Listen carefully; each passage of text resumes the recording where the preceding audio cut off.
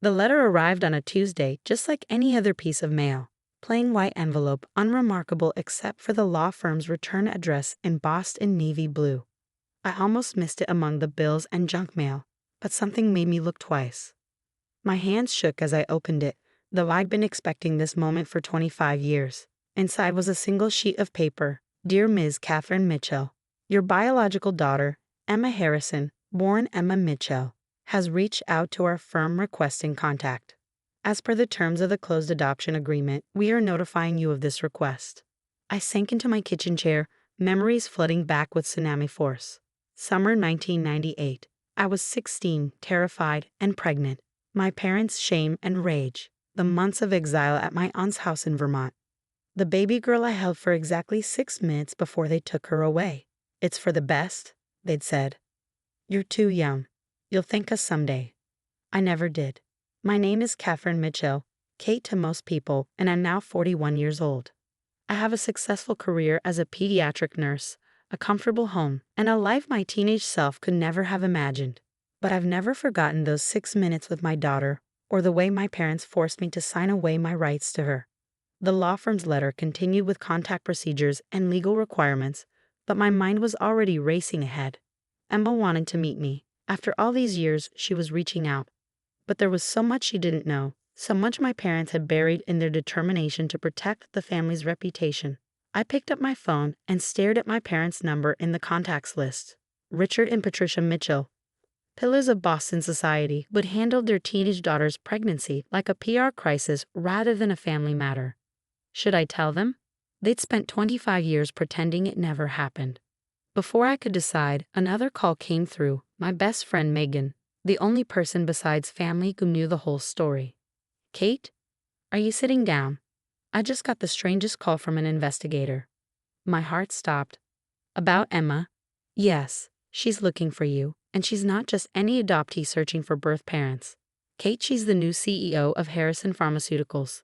The room spun slightly. Harrison Pharmaceuticals, one of the largest medical companies in the country.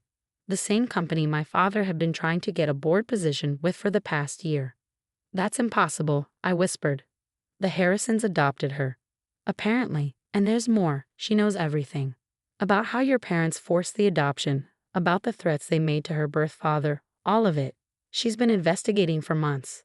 I closed my eyes, remembering Michael, my high school boyfriend. He'd wanted to keep the baby, had even offered to marry me. My father's response had been swift and brutal. Threats of legal action, calls to Michael's parents, veiled suggestions about ruining his chance at college scholarships. Within weeks, Michael's family had moved across the country. Does she know about the money? I asked quietly. The investigator didn't say. But Kate, if she's looking into everything that happened, she'll find out eventually. The money, the dirty secret at the heart of it all. My parents hadn't just arranged a standard adoption. They'd essentially sold my baby to the highest bidder, disguising it as medical expenses and legal fees. I discovered the truth years later, finding documents my father had forgotten to shred. $250,000 had changed hands. My daughter had been sold like a commodity to protect the Mitchell family name. What are you going to do? Megan asked. I looked at the law firm's letter again, at the carefully worded language about facilitating contact and respecting all parties' privacy. Emma Harrison wasn't just looking for answers, she was CEO of a major corporation. With resources and power, my parents couldn't intimidate or buy off. I'm going to tell her everything, I said. No more secrets. Your parents will fight it. You know how they are about appearances. She was right. Richard and Patricia Mitchell had spent decades building their image as Boston aristocracy. The truth about what they'd done would destroy that carefully constructed facade. They don't have a choice anymore, I said. Emma has a right to know. After hanging up with Megan, I spent hours going through my own documentation, copies of the original adoption papers I'd managed to save, old photos, the journal I kept during those months in Vermont. I had proof of everything, preserved despite my parents' efforts to erase it all. The next morning, I called in sick to work and drove to my parents' sprawling mansion in Beacon Hill, the same house where they'd first discovered my pregnancy, where my father had raged about family honor while my mother wept about what people would say. Patricia answered the door herself, unusual. as she normally let the housekeeper handle visitors. Her face tightened when she saw me. Katherine, we weren't expecting you. Your father's very busy with the Harrison Pharmaceuticals deal. I know about the deal, Mother. I also know about Emma. She went pale, one manicured hand clutching the doorframe. I don't know what you're talking about. Emma Harrison, my daughter. The baby you sold to the Harrisons 25 years ago. She's looking for me. Don't be ridiculous, she snapped, but her voice shook slightly. That adoption was closed. Legal. Final. She's the CEO now, Mother. The person Father's been trying to impress for months. That's my daughter. Your granddaughter. The one you paid the Harrisons to take. Patricia's composure cracked. Richard, she called out, her voice sharp with panic. Richard, come quickly. My father appeared in the foyer, elegant as always in his tailored suit. He faltered slightly when he saw me, perhaps reading something in my expression. What's going on? I held up the law firm's letter. Emma's found me, and she knows everything. He recovered quickly, face settling into the stern mask I remember from my teenage years. Whatever you think you know about that situation, you're wrong. We did what was best for everyone. Best for whom? I asked quietly. For me? For my baby? Or for your reputation? You were 16, he exploded.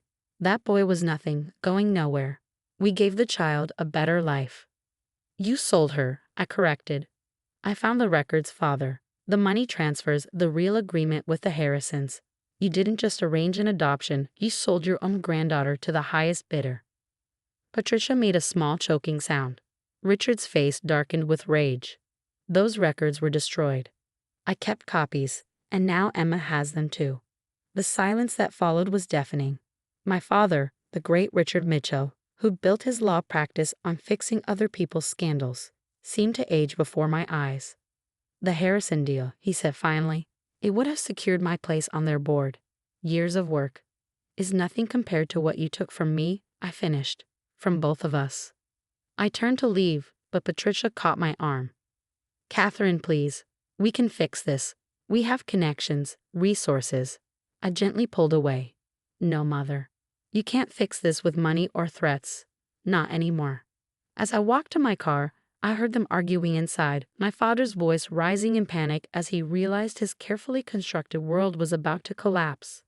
The great irony was that Emma Harrison now held more power than he ever had. What I didn't tell them was that I'd already responded to the law firm's letter. Tomorrow, I would meet my daughter for the first time since those brief moments in the hospital. She wasn't just looking for answers, she was ready to expose everything. And I was finally ready to help her do it. The Harrison Pharmaceuticals building dominated the Boston skyline, all gleaming glass and steel reaching toward the clouds. As I walked through the lobby the next morning, my heels clicking against marble floors, I couldn't help but think about how different this was from the shabby hospital where I'd given birth 25 years ago. Emma's executive assistant met me at the elevator. Ms. Mitchell. Please follow me. Ms. Harrison is expecting you. We rode to the top floor in silence.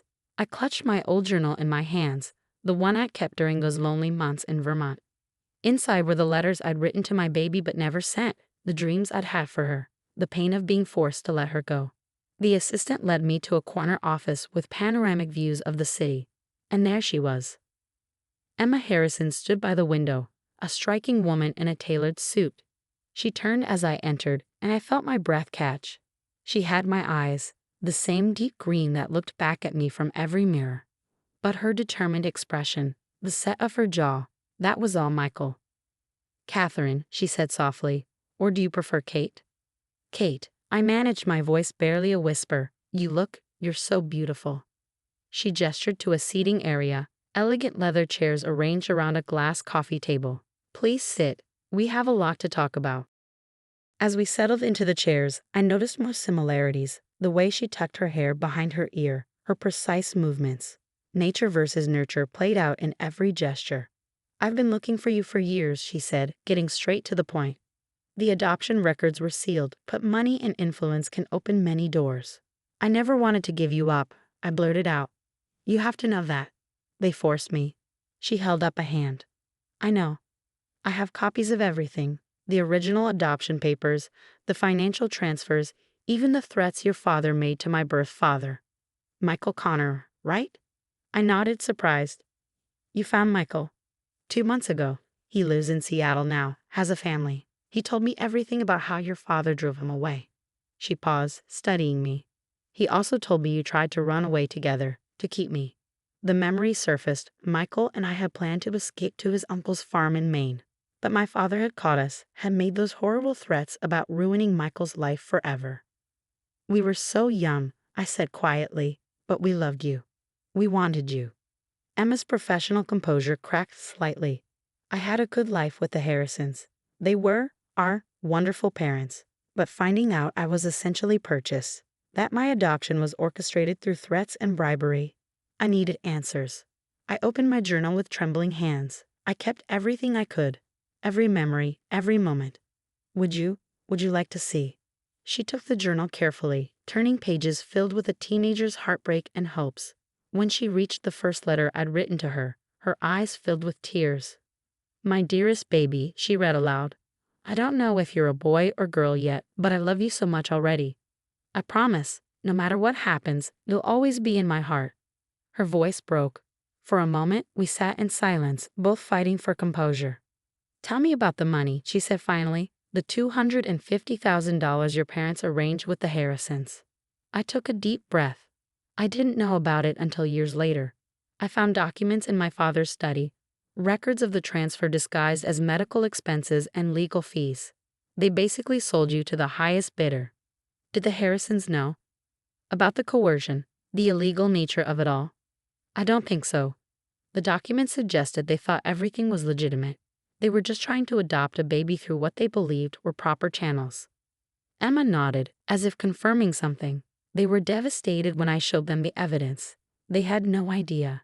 She straightened in her chair. Which brings us to the present situation. Your father's board position application, I guessed. A cold smile crossed her face. Yes. Richard Mitchell, desperately seeking a seat on my board, not knowing he was lobbying his own granddaughter. The man who sold me as a baby now wants to help run my company. What are you going to do? I'm meeting with him this afternoon. He thinks it's about his application. She fixed me with a steady gaze. I'd like you to be there. My heart jumped. Emma, I don't know. Please, I'm not just exposing this for revenge.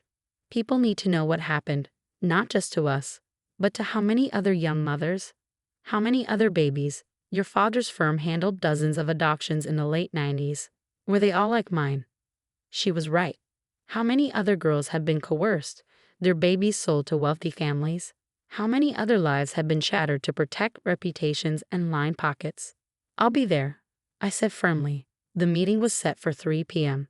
I spent the intervening hours with Emma, sharing stories, filling in blanks, getting to know the amazing woman my daughter had become.